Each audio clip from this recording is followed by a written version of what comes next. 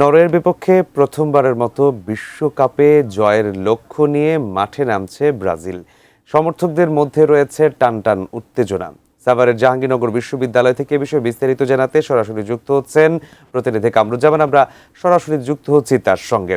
Kamruzzaman, Brazil এবং নরওয়ের ম্যাচটিকে ঘিরে জাহাঙ্গীরনগর বিশ্ববিদ্যালয়ের আগেও আপনি আমাদেরকে জানাচ্ছিলেন যে একটি উত্তেজনা বিরাজ করছে এবং হাই ভোল্টেজ একটি ম্যাচ উপভোগ করবার জন্য সকলেই প্রাকৃতিক দুর্যোগকে পাশে কাটিয়ে সকলেই জড়ো হয়েছেন খেলা দেখবার জন্য। সর্বশেষ কি তথ্য সেখান থেকে আপনি আমাদেরকে জানাবেন?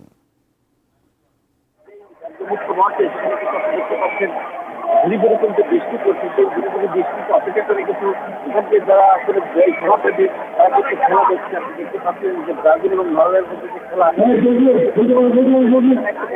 হাজার হাজার থেকে কিন্তু যুবক করছে। এছাড়াও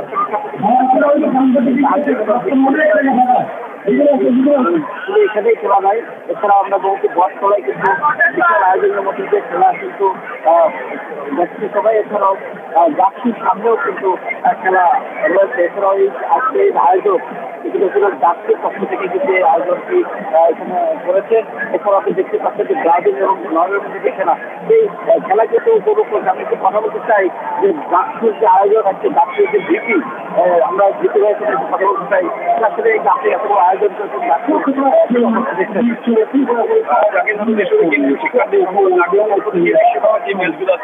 সেগুলো বড় পর্দা দেখানোর জন্য আমরা বিশ্বকাপে কি হতে খেলা হতে পারি না, কিন্তু এই এখানে মধ্যে বসে আমাদের সিনিয়র জুনিয়র সবাই একসাথে খেলা দেখার মাধ্যমে আমরা বিশ্বকাপে একটা খেলা হচ্ছি। আমরা আমাদের এই আয়োজনের প্রতিটি ম্যাচই কিন্তু আমরা খুবই ভালোভাবে দেখানোর চেষ্টা করছি। আমাদের শিক্ষার্থীদের কিন্তু আমাদের সহযোগিতা করছে।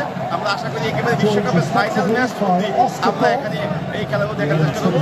মুক্তমঞ্চের পাশাপাশি আমরা পাশে একটি বড় পর্দা বসানো হচ্ছে এবং একই সাথে আজকে আর সেখানে আমরা চাইবো জাহাঙ্গীরনগর বিশ্ববিদ্যালয় যাতে বিশ্বকাপে যে একটি আলাদা উন্মাদনা এটা আমেজ যাতে এই লোকের মধ্যে ছড়িয়ে পড়ুক, তার জন্য কিন্তু আমাদের এই আয়োজন। তারপর আমরা একেবারে এই আয়োজনটা করার জন্য আমরা এই বিশ্বকাপের খেলার পাশাপাশি কিন্তু আমরা কয়েকদিন আগে আমরা মাঠে যে রকম বিদ্রোহ করে গেছিলাম, সেখানে কিন্তু আমাদের শিক্ষার্থীদের আমাদের উপস্থিত ছিল।